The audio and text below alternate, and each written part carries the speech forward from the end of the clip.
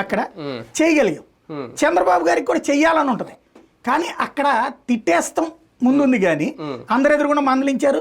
చంద్రబాబు గారు ఆడిని తిట్టాడు, ఈయన్ని తిట్టాడు, ఆ అధికారి ఈ అధికారి, చివరికి అధికారులు దొంగలైపోతుంటారు, ఉద్యోగులు దొంగలైపోతుంటారు. నిజంగా చేసేటటువంటి ఏ ఉద్యోగి అయినా సరే తప్పించుకోవాలనేవాడుని వేరు, వీళ్ళు అన్యాయంగా బలైపోతుంటారు.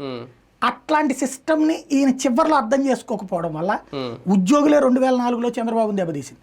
2009లో బాబుని అధికారంలోకి రానియ్యండి. 2014లో ఎందుకు వచ్చారు? మళ్ళీ అశోక్ బాబు ఆధ్వర్యంలో జరిగిన ఉద్యమం, ఆ ఉద్యమం అక్కడేంటి సమైక్యాంధ్ర ఉద్యమం జగన్ సొంతగా చేస్తున్నాడు కాబట్టి అశోక్ బాబుని దగ్గరికి చేరనీలా. అశోక్ బాబు చేసినటువంటి ఉద్యమాన్ని తెలుగుదేశం ఓన్ చేసుకుంది కాబట్టి ఉద్యోగులకి అప్పుడు ఫ్రెండ్లీ అయ్యాడు చంద్రబాబు. అందులో దానికి తోడు 42% ఇంటర్మ్ రిలీఫ్ ఇవ్వడం. అంతకుముందు చంద్రబాబు అంటే ఉద్యోగులకి ఇదే ఎక్కువ ఉండేది. కాబట్టి ఇప్పుడు ఈ మధ్య కాలంలో ఉద్యోగులు మందలిస్తున్నారు అదంతా. అందుకే 95 అంటుంది. నేను అప్పుడు తిట్టినట్టు ఇప్పుడు మిమ్మల్ని తిడతానన్నాడు.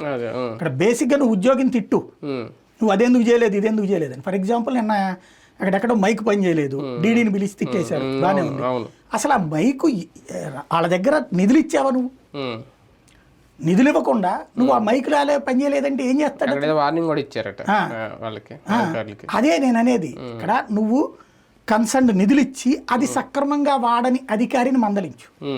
95 టైంలో మొదట్లో బాగుండి చివరిలో దెబ్బతీసింది అదే. కానీ